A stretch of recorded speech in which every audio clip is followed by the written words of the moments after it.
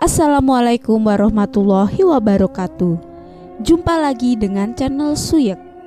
Kali ini saya akan membawakan cerita horor yang berjudul Jangan Ganggu Saudaraku. Oke teman-teman, kita langsung ke ceritanya.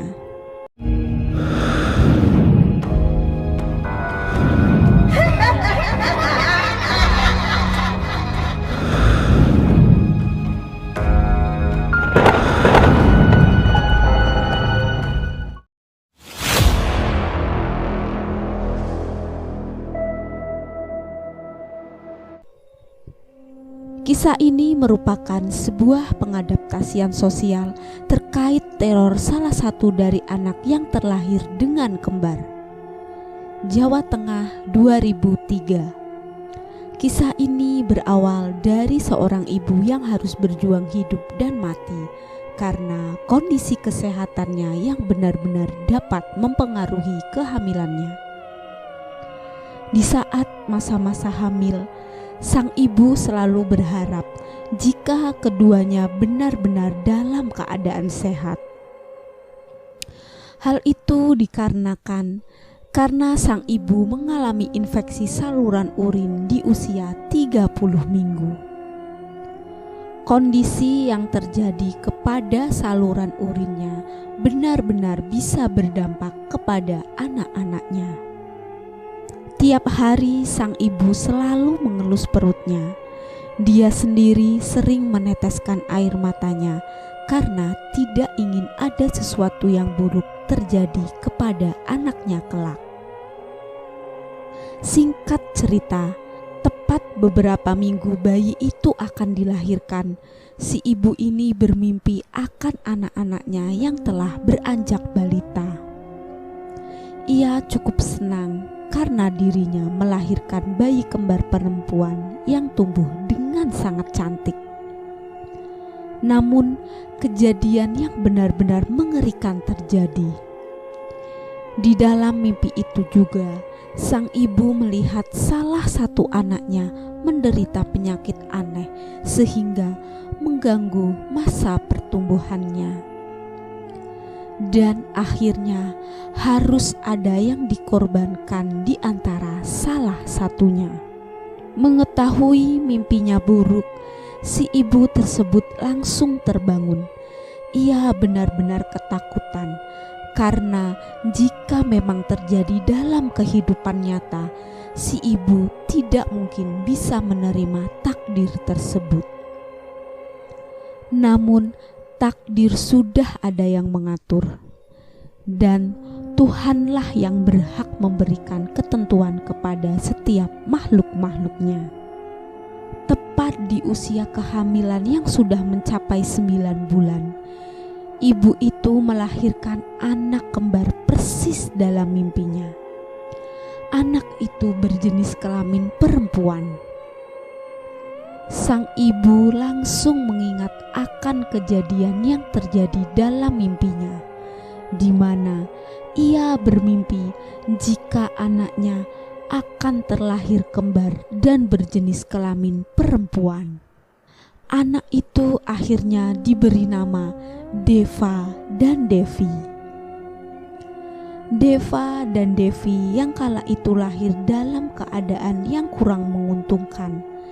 Karena itu, Deva dan Devi lahir dalam keadaan yang kurang sempurna. Hal itu dikarenakan penyakit yang diderita oleh ibunya ternyata berdampak kepada kedua anaknya tersebut.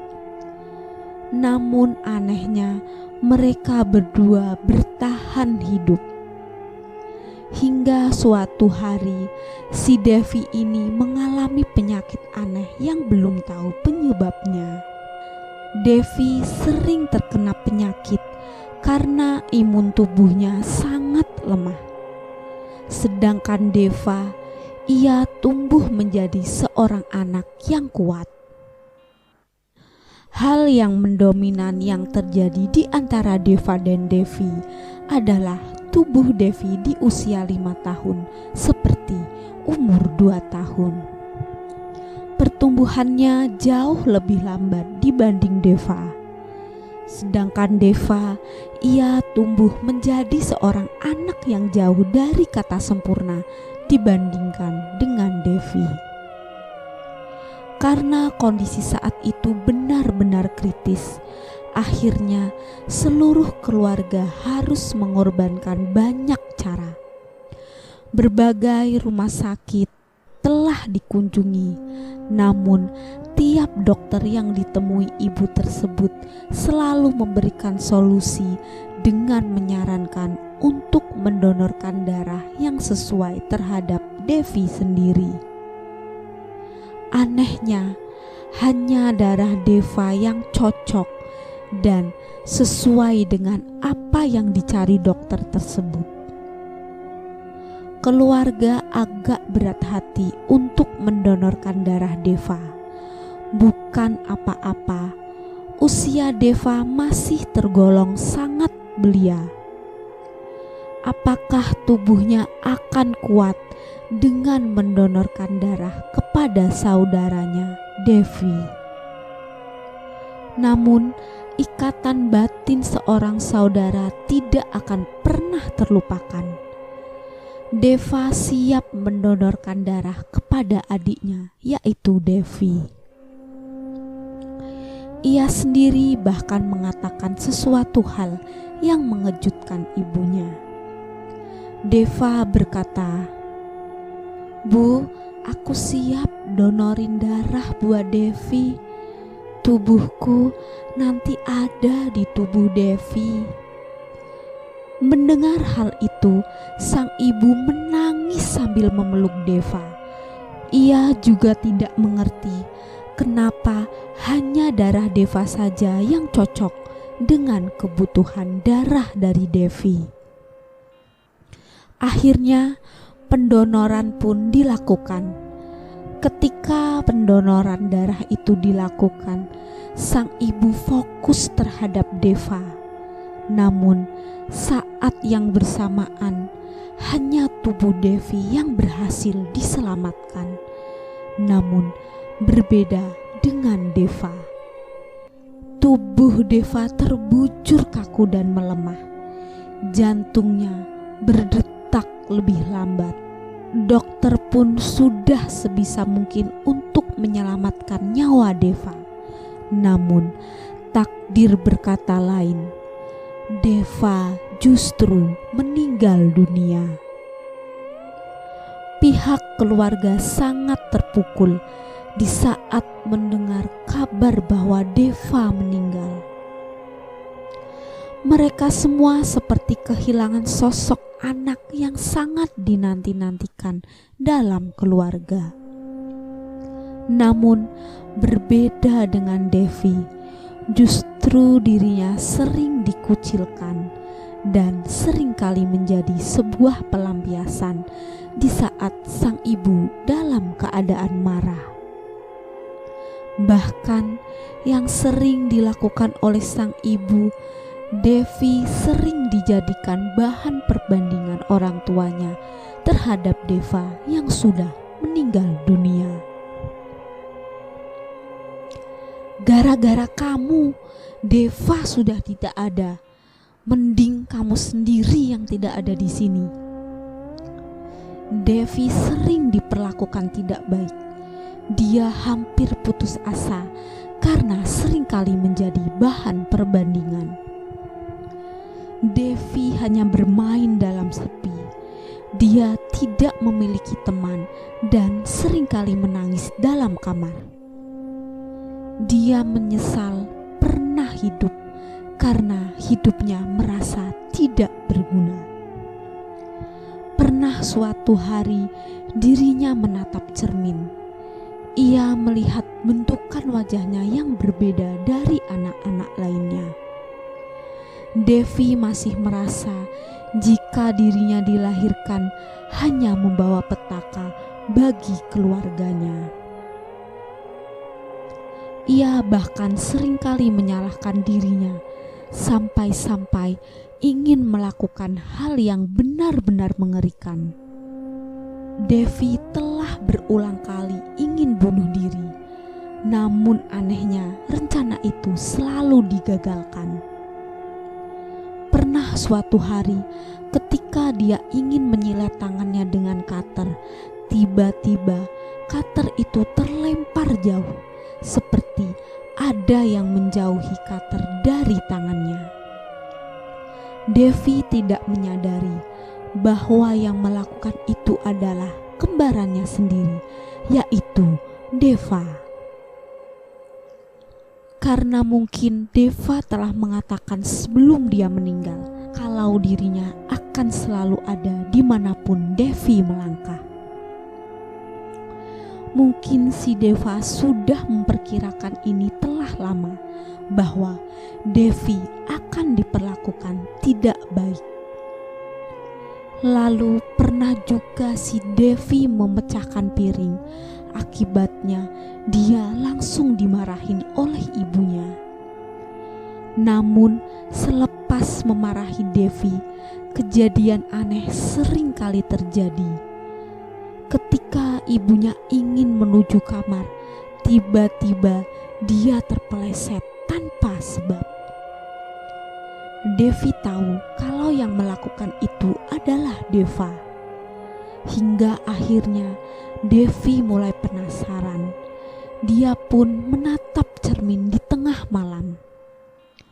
Di saat Devi menatap cermin di malam hari, ia melihat sosok kembarannya sedang berada di sampingnya dengan mengenakan gaun berwarna hitam sambil tersenyum dan memegangi punggungnya.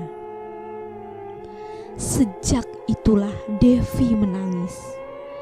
Ia menangis karena tak bisa menahan rasa rindunya. Dia merasa hidupnya seperti neraka karena tak ada seseorang yang menyayanginya kecuali saudara kembarnya sendiri, yaitu Deva.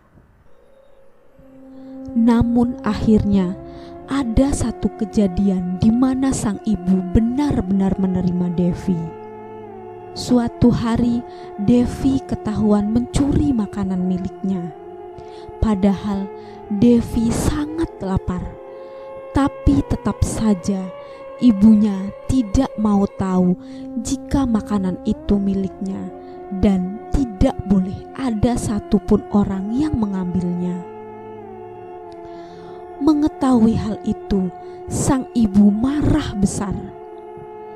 Ia pun langsung menjambak Devi dan menyeretnya hingga menuju kamar mandi. Di situ Devi hampir dibunuh dengan cara ditenggelamkan ke dalam bak mandi. Devi minta tolong dan meminta maaf. Ia menangis dan meminta ampun kepada ibunya. Sang ibu hanya terdiam. Lalu ia pun meninggalkan Devi yang masih menangis di pojokan kamar mandi dengan tubuh yang basah kuyup. Akan tetapi di saat dirinya hendak menuju pintu kamar mandi, tiba-tiba kakinya terpeleset hingga membuat jidatnya berdarah. Devi tahu yang melakukan itu adalah Deva. Deva saat itu menarik kaki ibunya hingga terjatuh. Deva selalu ingin melindungi Devi dari gangguan ibunya, dan karena sudah pada puncak kesalnya karena perlakuan ibunya dapat membunuh Devi, Deva pun memberi pelajaran yang setimpal kepada ibunya. Bukan hanya itu saja, sosok Deva pun mengganggu ibunya dengan meneror sang ibu dalam mimpi.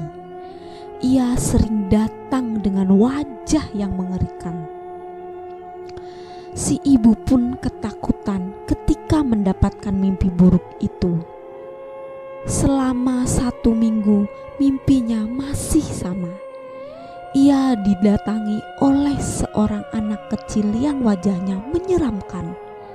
Saat yang bersamaan, ia pun akhirnya tersadarkan bahwa yang ada dalam mimpinya tersebut adalah anaknya yang bernama Deva.